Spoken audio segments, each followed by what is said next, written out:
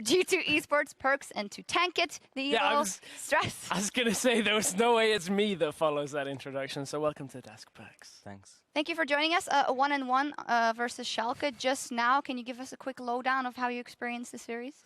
I personally think we played really bad.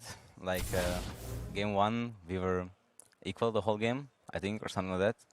And then we got some good fights and ended up winning the game because they just, they lost. And in game 2, I think we got heavily outdrafted because we had a losing middle matchup and top lane matchup. So they could just pressure mid and top hard, and Swain, and then I died to a gank, which I shouldn't have died.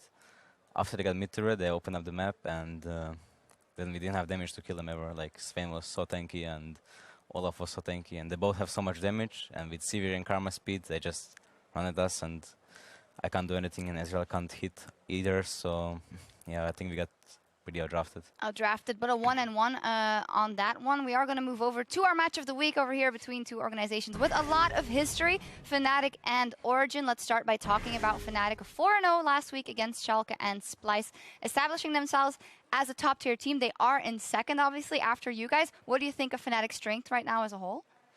I think Fnatic is actually a pretty good team. They just lost to HTK 2-0 when they had bad picks, like really bad picks. They got heavily outdrafted in those series. I would rate Fnatic like equally to H2K, like anyways, and they have shown like progress with each week. They have like Spirit is playing really good lately.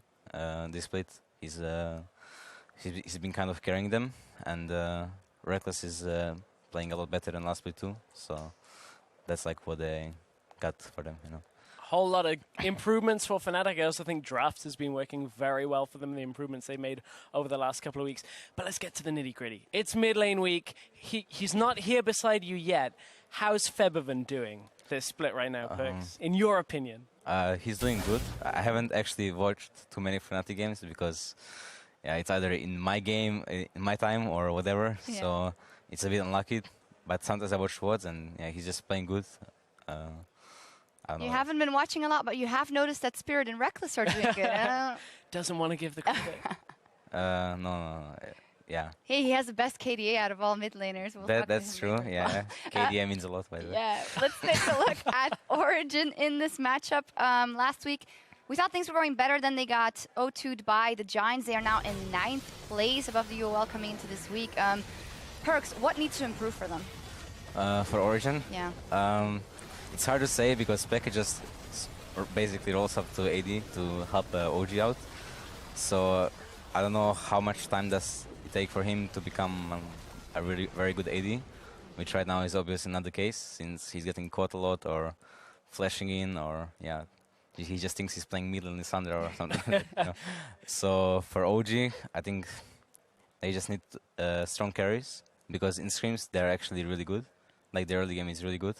So I think if Pekka and Parallel can carry the games in mid-game teamfights or whatever, then they're going to be a strong team. Well, one of the things that hopefully will help Pekka settle is give him a little bit more time focusing on the in-game stuff. Origen have appointed a new CEO, so hopefully gives Pekka a little bit more time. What's his name? Javier. No, I'm going to murder it if I say it. Yeah, my Spanish is terrible. But to really kind of put a bit of a real talk on this, this is not a matchup to the same caliber of what we would have seen last year. When we look at Fnatic Origen, it should be a very close game. Yes, the organizations still have prestige, but right now, Fnatic are miles ahead of where Origen are. We'll see what happens. The teams are ready inside the arena, so let's kick it over to the casters for picks and bans. Thank you very much, Shark. Stepping to join me on the cast desk is Mitch Krepo, Forceballs. And just before we launch into the draft, let's take a quick roster rundown. Starting on the blue side of Summoner's Rift. For game 1 in the series, it is Fnatic, with Gamsu in the top lane, Spirit in the jungle, Febiven playing mid lane. That's still our faces. Reckless the ADC, Yellow Star their supports, and of course, Daylor. For a second, I thought I was back in the LCS, on Fnatic right now, part of the lineup. No, they finally rolled in. And as it looks like, I will be reading the red side Origen as the teleprompter tells me. So for their team, we still have in the top lane, Soaz in the jungle, amazing. In the mid lane, it's Power People still. Expect on AD carry and Hybrid. Yes, of course. I'm glad you've got the flow down of how this works. Picks and bans, 6.12. We saw the Gragas and the Hecarim from G2. Did you like it? I actually like playing with and against like Hecarim jungle because I think it's different. You need it to work, and you kind of need it to fit. But it's hard to define what makes it fit. But it feels very snowbally. Either it like steamrolls or it's just absolutely useless.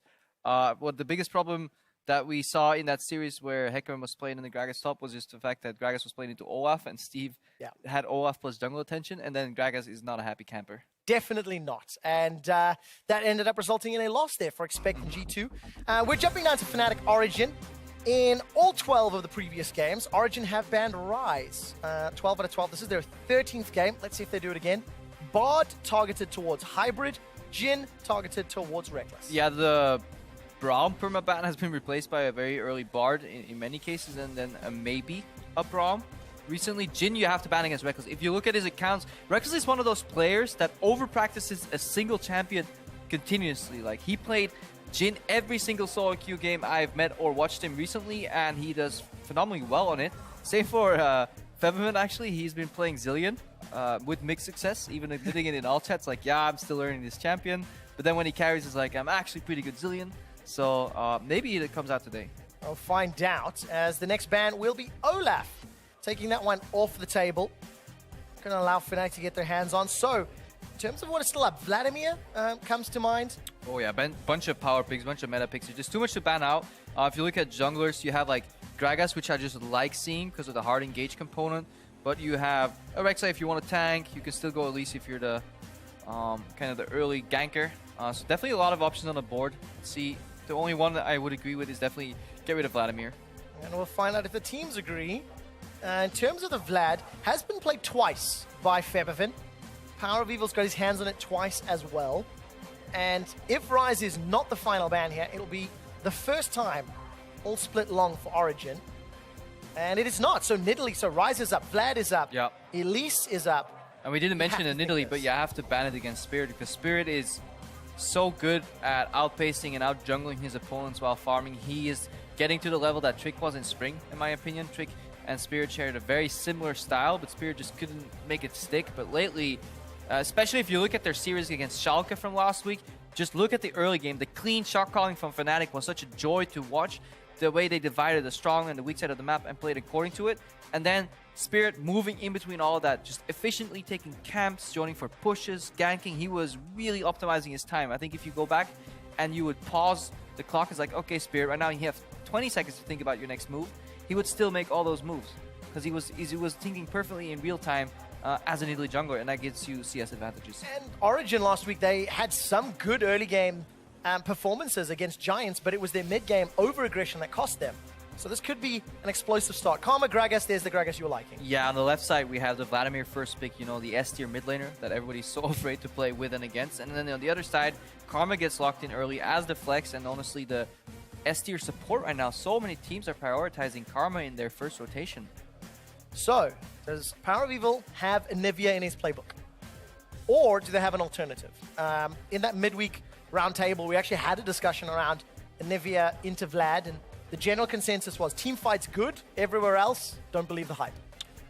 She just has answers against some of the core concepts of Vladimir, like what does he do well, you know, he's a Saints. Anivia can farm from range pretty well, and then later on she can just wall him off and neutralize the waves, and in teamfights, yeah, Vladimir goes in and dies on you, just wall behind him and focus him down. Also, when Vladimir walks out in like, we call it like a linear path, very predictable movement, he wants to walk up and Q you, right? That's when you send a frostbolt towards his face, and like if he wants to pull out, sure, you know, buddy, but you just took a lot of health down, and then you still have a wall that could make you force into my jungler. So that's like kind of the logic behind that.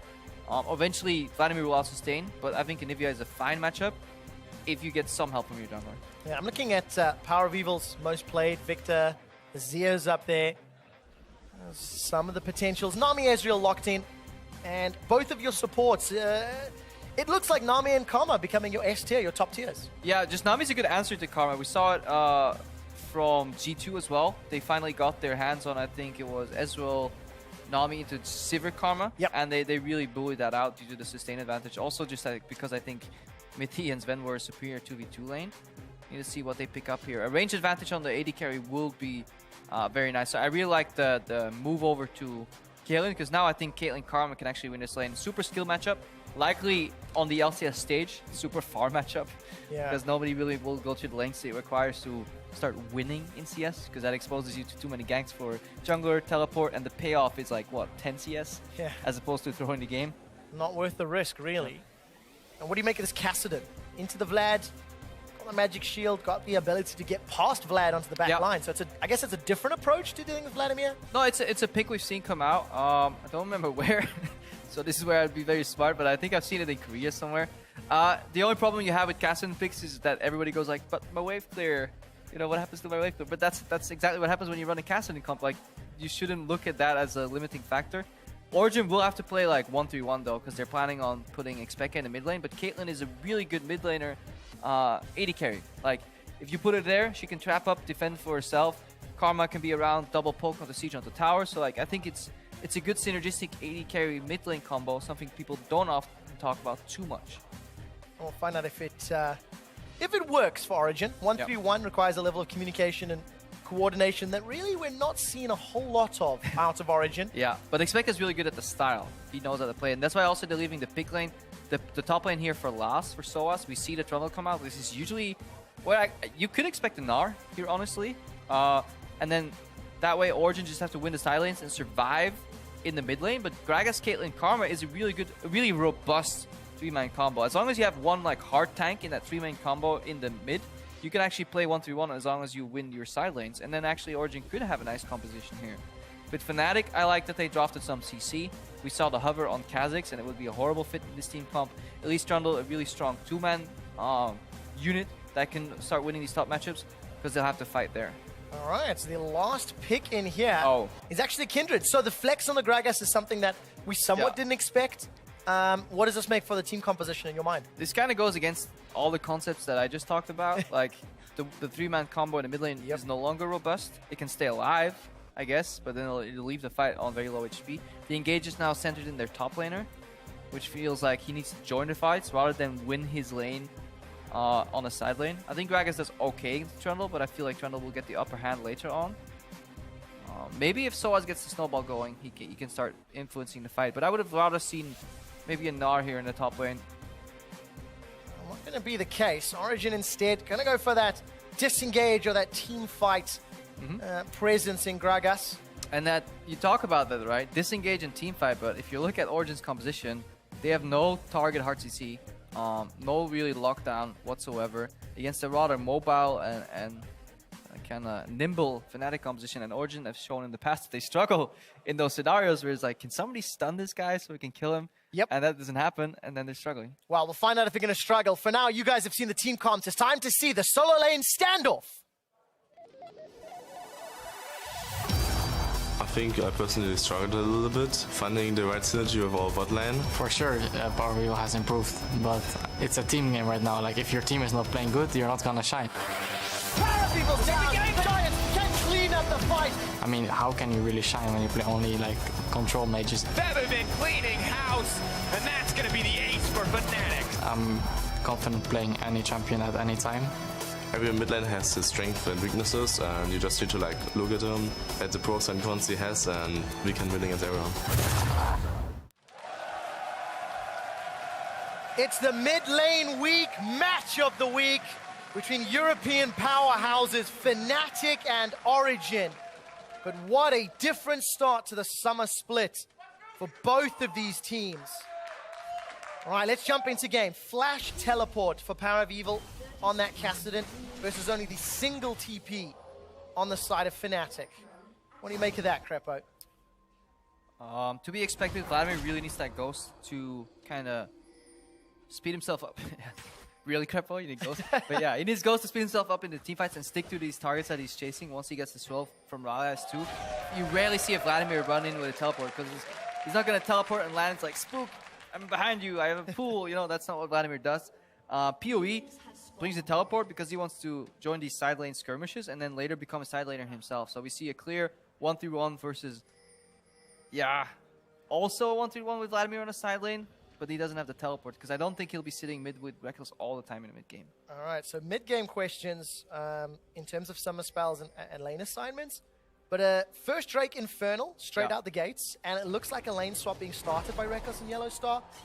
Actually, they're going all the way in for this. Yellowstar started with the ebb and flow exhaust already being used. Defensive flash from Soaz. And that's going to slow Amazing as well. And again, this is Origen not thinking about every single scenario. You know, you see Karma and Caitlyn walk in, absolutely murder that trade, telling Reckless, you know what happened right here? It'll happen in lane 2, so you best walk away, buddy. And he walked away. Walked straight into Origen jungle, apparently with no wards whatsoever. They do a blind red buff without dragging it into the brush straight away, and then they get invaded on. Really aggressive exhaust from Yellowstar, because why would he not use it? I mean, he's in a lane swap. His game stops right now. He can literally go AFK in 6 minutes from now, as long as he keeps hitting towers. That's all he has to do. So now Origen are forced to react. Look at their pathing. They went for the Wolf Camp. The Band-Aid pathing on the Wolf Camp, and then return to the red buff, which means they'll be super late for push on bottom. We'll see Soaz probably teleport to the bottom to do the lane swap. So at the tail end of this lane swap, Gamsu will have TP advantage, or what's more likely going to happen here is Gamsu going to take this wave bounce, freeze, and on the second part, he's going to TP in, accelerate the second part of the lane swap, and maybe that will actually get an Infernal Drake to Fnatic. Let's see if that plays out that way. All right, so tempo advantage in the hands of Fnatic on the condition they actually make use of that teleport, right? It's those next phases of the lane swap that we need to measure and equate. And on the condition that they don't screw up Gamsu here, because last week, in this scenario, Gamsu was told to bugger off, teleport, save yourself, and all the gold went to Reckless and Yellowstar, and Gamsu was very close to single-handedly losing the game for Fnatic against Schalke if Gilius found that opportunity. Luckily for Fnatic, they didn't, and they had some super crisp shot calling afterwards. But Reckless and Yellowstar in this scenario last week went up to top again. But this time, they're doing the conventional laning 2v, like the lane swap strategy where they go bot lane again. And of course, in terms of the tempo, keeping your eyes on when the AD carry and support recall and return to their new lane assignment, that's really a big indicator of who's dictating. We can see Xpeke and Hybrid making their way up top, while Yellowstar and Yellowstar and Reckless making their way in as well. I thought they were going for some cheese here, because Amazing's taking Krux away. And he could get collapsed on. If they go for this fight, teleport can come in from Gamsu, but I think they're wiser than this. So it looks like Gamsu and Soaz being pushed away from the wave at roughly the same time. This is exactly how you would normally watch the lane swap. The only subtle difference here is due to the level 1 invade that the teleports are mismatched. So we need to see once Reckless pushes up here, if they're going to funnel that advantage into Gamsu going to the tower and then quick into the Infernal, or if they rather just keep, you know, the emergency teleport available. Now, we have traditionally seen that Infernal Drake has one of the shorter first Drake lifespans. Memory serves, it was between the 6.5, 7 minute mark, where it has been taken in the past. Yeah, I actually heard a comment from Monte Cristo on this, on the LCK broadcast. I was like, Clown Drake actually is the best dragon, fit for survival, because he, instead of survival of the fittest, for Drakes, is actually the opposite. It's survival of the weakest. If nobody likes you, nobody's gonna like try and like steal your bouncy and take you out. Therefore, Cloud Drake is optimized for survival, and this is what we were expecting here, teleport to keep the minion alive. All right, the question is, do Fnatic then go for Dragon? I might assume so. Spirit is in the area, and there are already Origen pings actually on that objective, so Origen's somewhat aware. Yeah, we need to look at the speed of the lane swap, because despite this teleport, Fnatic's actually a lot slower, because Nami's pretty garbage in lane swaps, because she doesn't really... That's her AoE right there, 65 damage on every creep, as opposed to Mantra Q from Karma, barrels from Gragas, and the Caitlyn Q, so Tower's looking to finish roughly at the same time. Obviously, there's a... You gotta cover some miles to get to that dragon. Absolutely the case. Luckily for Fnatic, the objective is free to secure, uncontested, and it all snowballs from a play 5 minutes ago between Reckless and Yellowstar. And that's what's fascinating about League of Legends. If we can actually see this happen in a game where we're like, you know what, play is made here, and it manifests itself 5 minutes later. You know, the invade onto the red buff forced two members to go to the right side of their jungle. Because they would run out of camps, they decided to then go back into the left side of their jungle, and then back to the right side and down. Therefore, they lost precious time, and that time obviously gave Fnatic enough time to not be contested on this Infernal. Yeah, they took it. In terms of CS and levels, pretty even actually across the board here. Power of Evil, somewhat, I think, expected to be under some pressure in the early levels, down 10. But a big wave in front of him too. So is 6 down, and well, 6 CS isn't really that much. What is the experience like? He's still freezing, so yeah, he should be pretty similar It's my gut feeling. Yeah. He's like slightly behind, but he's freezing right now, so if he can keep this farm going. The only issue is right now Gamsu's pathing on a long lane. Really good that Origen kept this freezing here, because look where Gamsu is stuck now. And this is what happens in many Fnatic games. While I'm also one of the reasons why I'm becoming more of a Gamsu fan. He has to stare adversity in the eye almost every single game. And then crawl out of the pit, you know, whereas Reckless is given like all these like cushion treatments, like, sir, would you like this farm? You know, can we help you here? And Gaps is like, guys, I need some help. Gaps has been steadily improving throughout the split. I want to keep my eye on if more and more carries start to come into the meta, also how he continues to adapt, because historically he's also been a player that's not really been known for that style of play. Whereas his opposite number, Soaz, one of the most diverse champion pools available across the many years of experience. Baby's pushing in Power of Evil, using its Tides of Blood just to continue. I wonder how scared Fnatic is of a potential rotation mid here, because we see like this really big wave being built up by Karma and Caitlyn. I wonder if they're gonna run mid and siege mid, and because the bottom side is so passive, the stacked wave is going towards Reckless and Yellowstar. Spirit is obviously shifting his attention to the top side and now finds Amazing. Is a level up predicted or spotted.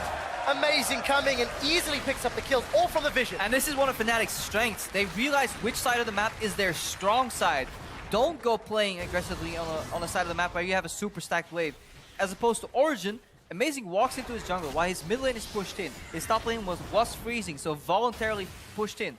No vision in the river, which means the enemy jungler could have easily pathed it in and warded up your jungle, and you face check and you die. And then, of course, it all pays off for Fnatic. Because look in the bottom lane, that pressure, they may lose some CS on the tower, but they don't care. Reckless and Yellowstar here playing for survival. Yep. And this is Fnatic really understanding what part of the map to play aggressive on, and Origen not respecting the danger. And Crepo, you were saying last week against Schalke, Fnatic did exactly the same thing. Oh, it was beautiful. They swapped.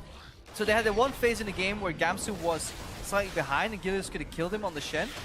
After that, they swapped map every side, left, right, left, right. Every time they took another objective, a dragon, a herald. And right here, the objective is Amazing, because he walks into a fully warded jungle, blind, and nobody can help. Gragas stuck at the tower farming, Cassidy stuck at the tower farming. Look at Febiven, he's already pathed up here as a mid laner. Yeah. This shows you the value of mid lane priority. Really, really good read on the game from Fnatic. So they get first blood, they've earned 1,000 gold advantage from some small CS numbers here and there. Truthfully, just a good start. And who do you think will win here? Yeah, I'm not quite sure. I'm more of a CLG fan with some natural bias, but hey, the Faith Age, I'm still a believer. He converted me at MSI. But back to Europe. Yeah, back to you. The mid lane week, of course. We're approaching 10 minutes on the clock. And the early game is looking again strong, is looking good for Fnatic. Yeah, and Origen returning here to that Karma Caitlyn lane with the pressure. And I think it's better for Amazing to spend time here, because the Karma Caitlyn lane will always win and push, and then you can use that as your strong side, get wards in, and contest his jungle. But obviously, there's nobody a Fnatic here. Of course, the next dragon up in 2 minutes. Mountain Drake, worth fighting over. I want to see how much vision gets set up. Still some time. Usually, if teams really want to prioritize this, they put pressure top, use the members from that area, move them to mid, and then into the dragon area, you know, taking step by step. And that's going to be more challenging when you consider Gamsu actually got that glimpse of the void. Although, this is going to be a 2v2. Soaz's barrel, not the greatest. Gamsu's in trouble, though. There's not going to be enough support. Flash your way. Spirit's Cocoon doesn't connect, but it's not needed. Gamsu still has a flash available. Subjugate bought him a lot of tanky stats. Febiven has already left the mid lane. He's running up. Soaz has teleports available. He can use it to escape. He's done it before so many times. The Cocoon goes wide, and Soaz stays alive! We call this move a Soaz at this point. So Soaz pulling another Soaz right there. Really good TP. Spirit knew it. He had the gamble. Right now, Gamsu getting engaged on it. But again, this was a play on the side where Fnatic had more influence, more impact. And there was a good reaction from Spirit to keep him alive, but they're lingering quite long here. Oh, this is a trouble. Spirit's going to give up his life.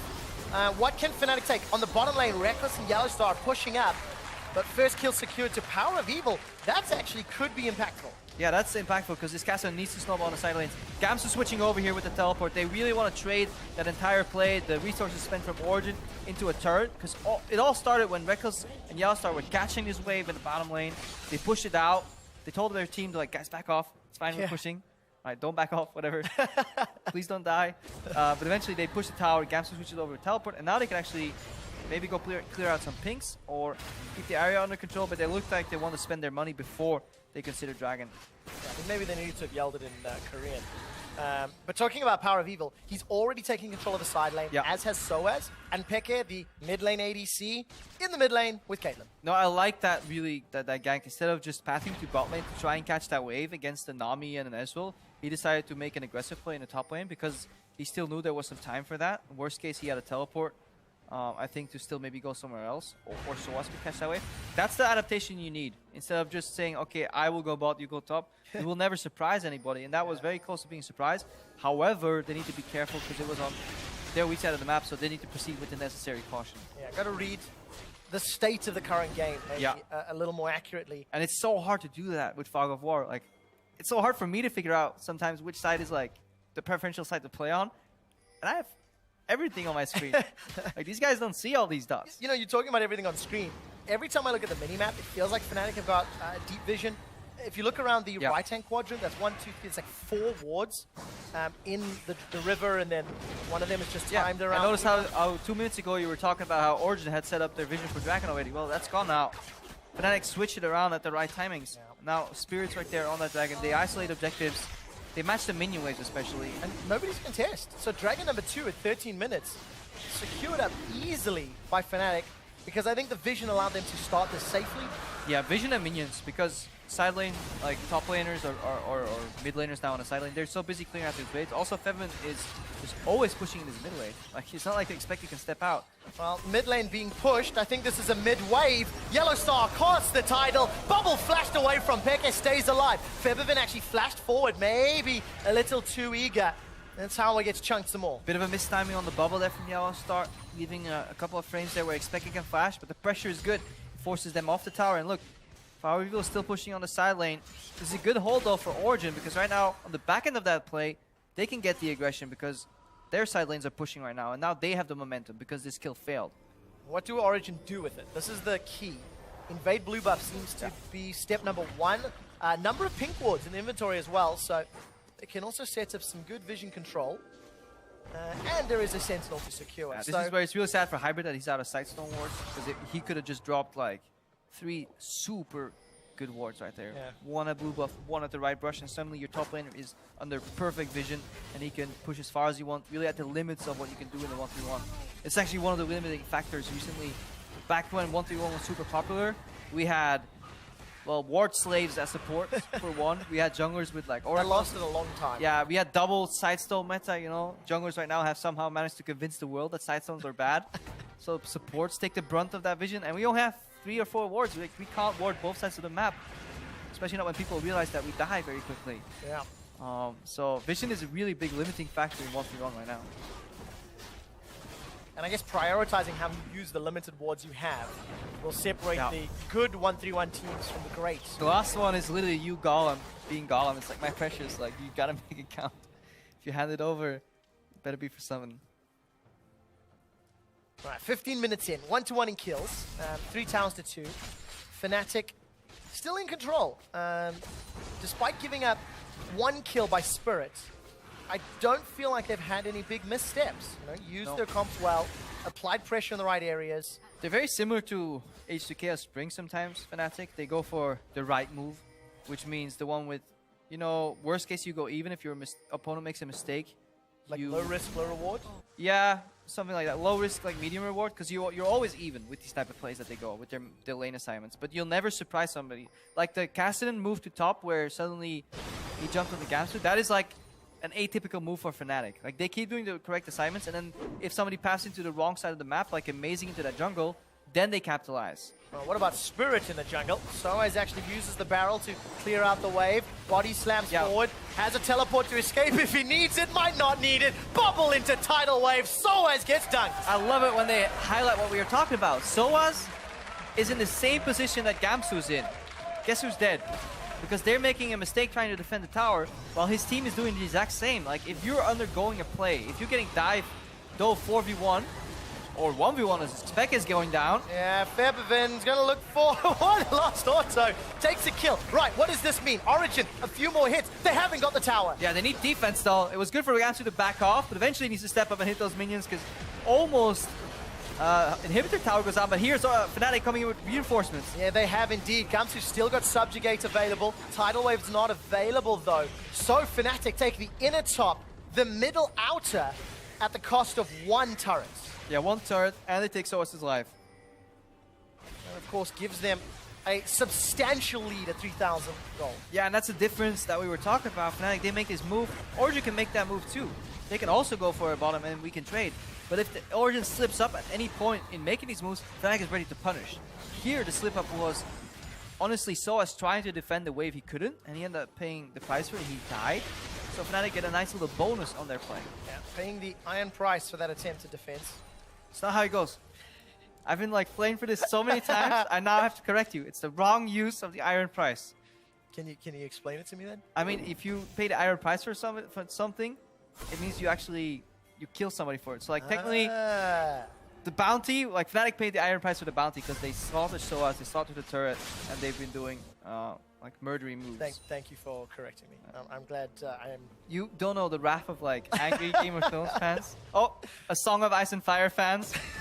Don't call it Game of Thrones. Okay. That's a television series. So this is the replay, and of course that barrel. Yeah, he tries to keep them out, but Spirit was flanking, so he didn't account for Elise being behind him.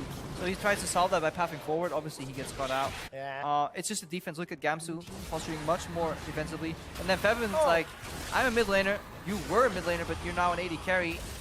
And that generally means that Vladimir kills people. That just looked way too easy for Febiven. Speke.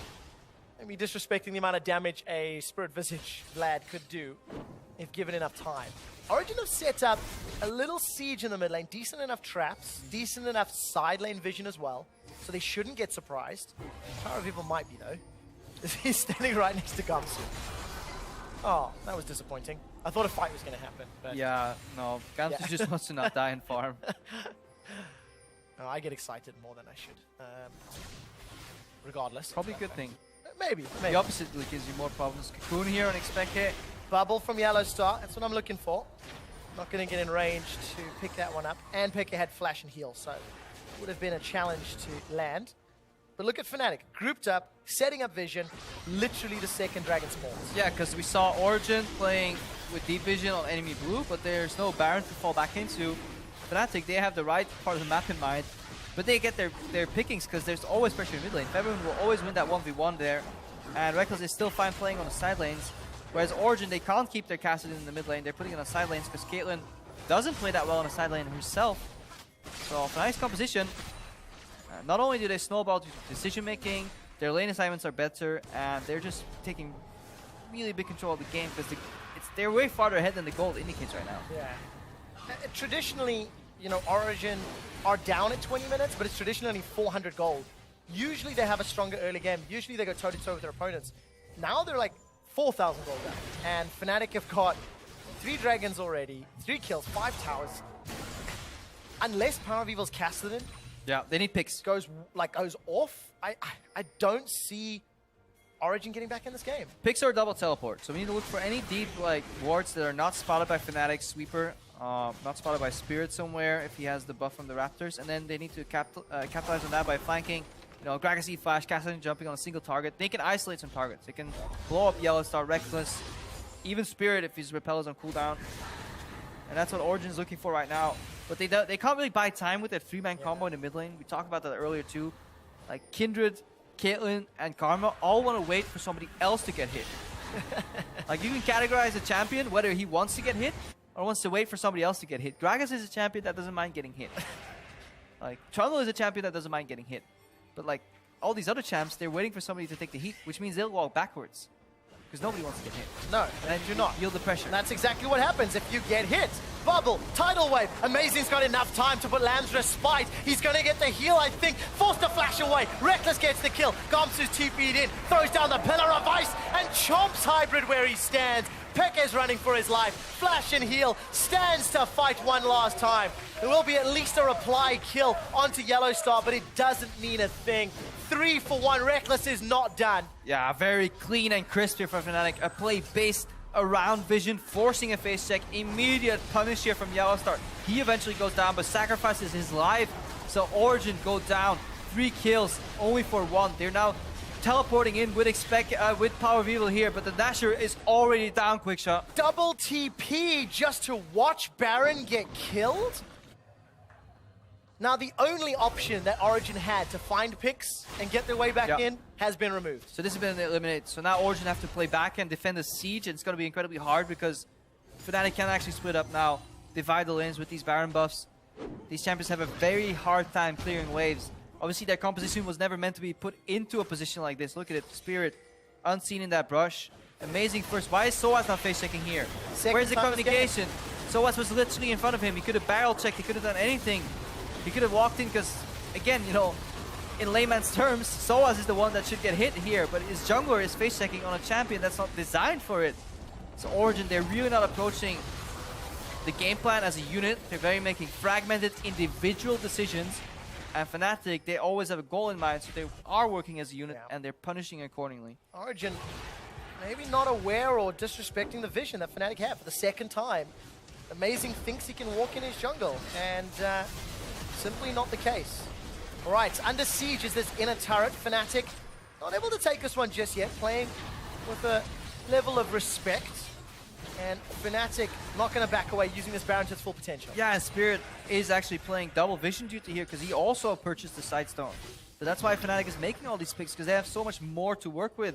It's no longer just Yellowstar's burden. And obviously Spirit can get into those little corners where it's slightly more dangerous too, extending your release. And Nami wants to stay at the back back parts of the fight. Feven, he can just play up front all the time. Yeah, there's no real threat here. Power of Evil. Lichbane and a fully stacked Roa. Not the kind of damage to kill really a lot of people just yet. It's the AD carry assassin build. Like you just jump on Ezreal, Alt W, QE, and he's very low. Next R should kill him, but you don't have the time to do that in this comp. No, I don't think they do. And then the next question is, how do you deal with Febivin's Vlad, Spirit Visage, and Rylai's? I mean, at this point, you close your eyes and hope he disappears. Unfortunately, if Origen close their eyes, they'll lose their inhibitor turret. Fnatic, they've not let up just yet. It looks like Spirit has moved to the bottom lane. That is a very, very big minion wave. Yeah, look for the zone here. Probably a pillar on the left. Keep them off the turret. Such clean game. Reckless landing. Number of auto attacks on the turrets. Febivin's going to pull in. Throws down the Hemo Plague to force Origen away. Inhibitor's been broken open. Power of Evil throws one Rift Walk down, but that was just clean and clinical from Fnatic. Yeah, Fnatic buy their time. They know there's a massive minion wave. They realize there's a lack of wave clear in Origen's composition. That isn't always necessarily a bad thing, but Origen win condition is based around snowballing or not falling too far behind, and that's exactly what they did. And now Fnatic is reaping the benefits of, honestly, an immaculate early game. Yeah, they've opened up the base in the middle lane now. Inhibitor not going to be able to be taken down. Soaz fancies an opportunity. Power of Evil, he's gone forward, forced to flash away, running for his life. They're just too far behind. It's approaching 10,000 gold and super minions in the bottom lane, and another Mountain Drake. Yeah, and Fnatic, they're also making these little adaptations in their builds to build towards snowballing. Reckless going for the Triforce, you know, instead of the Iceborne Gauntlet. Right now we have Spirit switching to a vision approach. It says, like, I don't need to do more damage or tankiness. We just need to see where our opponents are and then just punishing them for that movement. And they keep picking up these dragons, and that means if Fnatic make a slip up, they can get Elder and get like a quadruple boost on their true damage bonus, and that's just insane. Yeah, there's going to be nothing that'll stand in their way at that point. Mountain Drake, vision is already set up. There's even a ward just outside that big side vision. Spirit. Nexus. Did he smite that? Well, he now has a blue buff, so he's double checking. Yep, that's a fresh one. He smoked that. Well, here we go. So even taking the buffs away from Origen, there's just nothing left for them to do. Assume fetal position. Close your eyes until they go away. Just pray for game two. Game two. It's the best of two.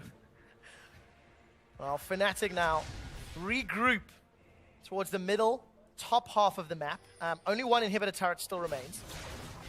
And Origen, let's see what they can do.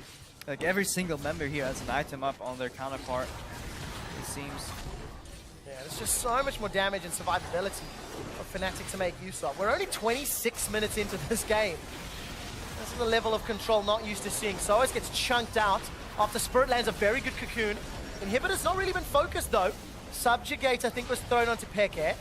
Look at them dance around the traps though. Yeah, one of them's stepping forward reckless. Oh, a little aggressive on that arcane shift. It's going to be enough to zone Peke out. That allows the inhibitor to get taken down safely. These arcane missiles from Eccles though. Over and over, finding the key targets. Power of Evil on this Kassadin. Maybe it had the opportunity in theory, but in practice was never given a chance. Nexus turret number 1 is taken down. Fnatic looking to close this out with a very convincing finish. 5 members get knocked away by the Soaz explosive cast, and Febby, he flashes forward with a charge of Tides of Blood. Amazing, forced to use Land's Respite just to stay alive, and Fnatic gonna play this one controlled, waiting for more supers. Yeah, waiting for more super creeps. They also have like a third lane they could siege, they could back off. They likely have a lot of gold in their pockets. Roughly 5,000 gold unspent right now on the Fnatic team. Baron's coming up in a minute, and they can easily isolate that objective with some really good warding, so they shouldn't over-push it. The only way Origen come back is if Fnatic greed for a quick finish, and then they lose Baron. And I don't think that's really likely. Fnatic, this iteration of Fnatic, has not traditionally done that type of play. The greed. No, they're very safe in their approach. We need to see if they start being too safe at points when teams can actually challenge them and keep matching their style. Because if a team plays a similar style to Fnatic, where it's okay, you go left, I go right, then the team with the better late game draft will win. Unless they really start forcing around some of these dragons and win out that way with a slightly earlier oriented composition. But then we need to see in late game if these members of Fnatic, while even have enough individual talent to go against the best of the world, right? We've seen plenty of teams in history, even at World Finals, that had a slower approach. Yeah. But then late game, they're just better players than you, and you struggle. We'll have to find out where Fnatic rate on that scale. I'm quite happy though, because the 2 previous games we cast had a whole lot of Cloud Drakes. Today, 3 mountains in a row. Another Infernal on the Got cards. the cloud, now we get the silver lining. Exactly. Let's hope it keeps up in the second game of the series. I mean, at this point, it doesn't really matter what the drakes had been, though. I mean, I guess the tower would have been irrelevant. The tower siege definitely was sped up by the amount of cloud, by mountain drakes here. Well, That's Baron's jungle dead. Gragas. That's so quick. Yeah. Soaz was able to throw a barrel in, but That's probably your preferential 4 dragon composition if you want to take a quick Baron. 3 mountains and an Infernal. It doesn't get much better than that. no, it absolutely does not. Especially with a 10,000 gold lead as you approach 30 minutes. Supers in 2 lanes, and the only thing left between Fnatic and the Nexus turrets is these top lane inhibitor turrets and hit him. Yeah, Peck is not even in position to build this wall, so... Because they need him on side lane clear duty. Here he is. 1, 2, 3. The wall has had little to no impact on Fnatic's ability to run around it. It's more of a ledge at this point. A ledge. We have to build a ledge, and we'll probably pay for it ourselves. The ledge is a little short too, not spaced out, so Reckless gets a free entry point here. Tower goes down to 15%. They do not fall prey to the ledge. No tripping. It was done this day as Fnatic break open the inhibitor in the top lane. We continue to siege with those 3 Mountain Drakes. Gamsu's keeping 2 members of Origen busy. Power of Evil, you're not defending your base, man! And the rest of Fnatic dive in. Amazing's going low. He flashes away defensively. Hybrid does the same. Peck is caught by the tidal wave, and Feathervin will secure a kill with Tides of Blood. Looking for more. Jumps forward in range to land the transfusion. Nexus turrets are wiped clean. Nexus falls thereafter. And Fnatic put on a dominant display to destroy Origen in Game 1 of our Match of the Week. What a beautiful sample of Ledge of Legends here from Fnatic. Honestly, I really like the chain reaction and the momentum of these plays. You know, the early invade, snuck through the wards, challenged Origen's jungle, and from that point on played it out perfectly, using their teleport at the right time to accelerate the gameplay. First Infernal, switch the map up every time, and then that pick from Spirit onto Amazing. We need to look back how that was allowed to happen. If there's anything Origen could have done, they were freezing too long. Freezing is always short-term benefit, long-term pain if you get punished, and Origen, they paid the price. It wasn't iron, but they paid it. They did indeed. Just broken faces on the side of Origen. Still looking at the clients, still looking at their PCs. This is one of the tougher games where we have to talk about player of the game and looking for, because Right, we have to This, select one. this is a team I like that a hint. team victory, right?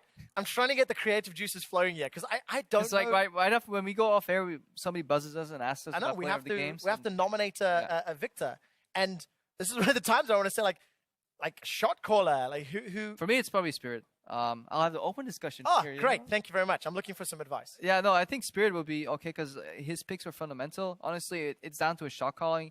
You can argue Febiven too, but at that point, like, do you reward Febiven for playing the matchup correctly with Vladimir, which is AFK push, or do you reward him because he's doing that? You know, is it the champion? Is it the player? It's very hard. I wonder what Perks has to say on all this matter too. Crepo, we're about to find out as we have a to vote for surprise. player of the game. We're going to head to the analyst desk to find out what Perks has to say. Well, thank you very much. And Vicar Crepo has declared that it should be Spirit. We're going to find out later if that's the case indeed.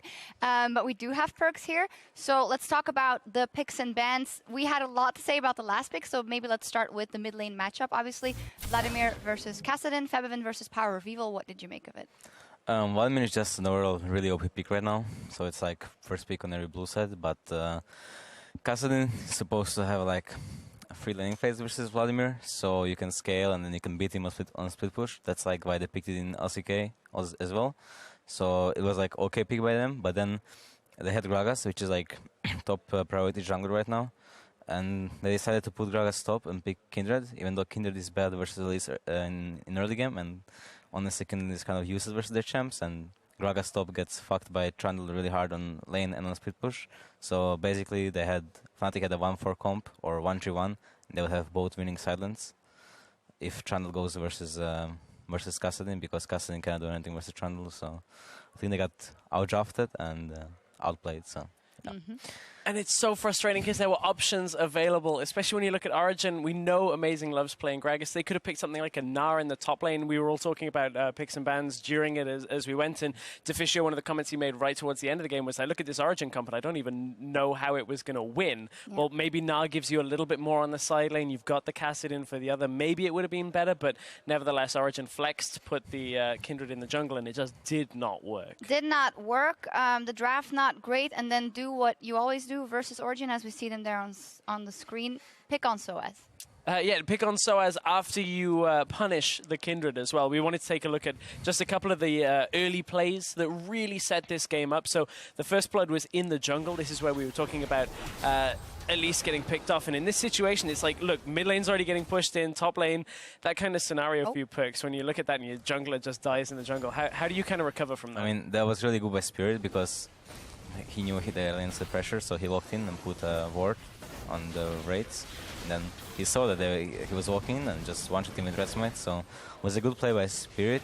Was somewhat to be expected by Amazing. So kind of reckless move by Amazing walking into the jungle like that with no support from support or top laner or whatever. So yeah, he got punished for it. Got punished, and then we just saw the Soaz pick as well. We were talking. You were very frustrated that Origen continued to try and push for the inhibitor. Maybe trying to overreach. Oh yeah, every time I see a team in lane sub trying to go for tier 3 turret, I think it's such a waste of time because Origen was already so far ahead on tempo. Like they took tier 2 while Fnatic hasn't even started it yet, so they could have just recalled, defended, and be ahead on the tempo on the play. But they went for tier 3, which you can almost never take unless enemies are like trolling. So they went for tier 3 and they didn't get it, of course, and they lost mid turret for it in trade because Pekka died to Vladimir, which was also questionable. So there was just a lot of questionable moves, and yeah. A string of questionable decisions by OG. Then we're going to take a look at one of the team fights, Fnatic's team fight, before getting to the Baron when everything was basically already said and done in the game, to be honest. And at this point, you got to look at like the Vladimir we were talking about. Like, at this point, is this what makes him super annoying? That amount of damage that comes out? I mean, yeah, his team fighting is really strong. I think at this point of the game was already over. So there was like nothing OG could have done to win. Yeah, it was over. It was over at this point. I do want to, question maybe the Kassadin pick. How viable is it if you don't have it up against Vladimir? If it's not against Vladimir, there's some other good matchups, I think, maybe. But this champ is just kind of worthless to play because you have so weak early game and mid game too, and you're just only OP late game.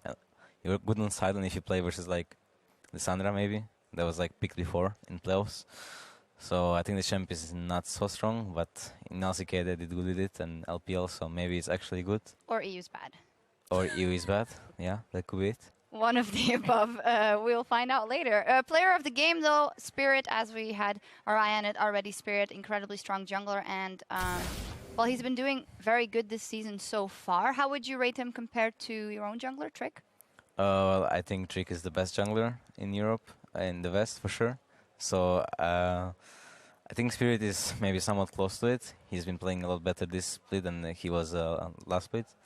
Like, he's still getting caught time to time, which shouldn't happen.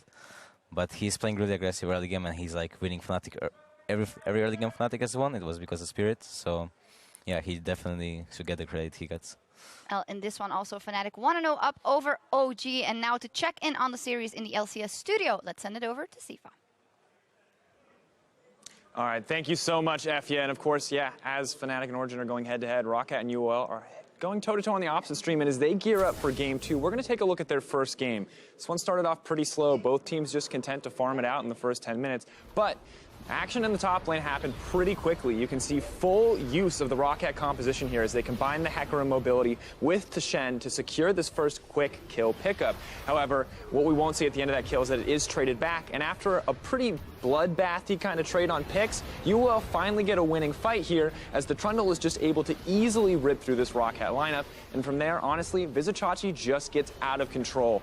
Following this excellent fight, instantly, Unicorns of Love are able to move over to the Baron, and you can see how dominant they were before shifting into the early game as we watch Betsy try his hardest to defend this one out, and Unicorns of Love taking complete and total control here off of a single team fight and a confident set of objective takes immediately following. You're going to watch them close out the game here, and now that they've drafted a new composition, this is starting to look like a new face for the Unicorns of Love, who are looking significantly better than their last week's performance. But of course, we're going to need to step away for a quick break as Fnatic and Origen retool for Game 2, and our match of the week continues right when we return.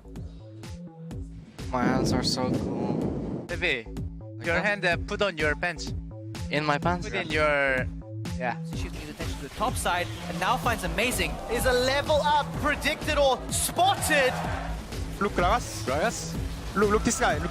I mean... Gragas. No, Kate, no summoner. Coming. I have her. And Fnatic put on a dominant display to destroy Origen in Game 1 of our match of the week.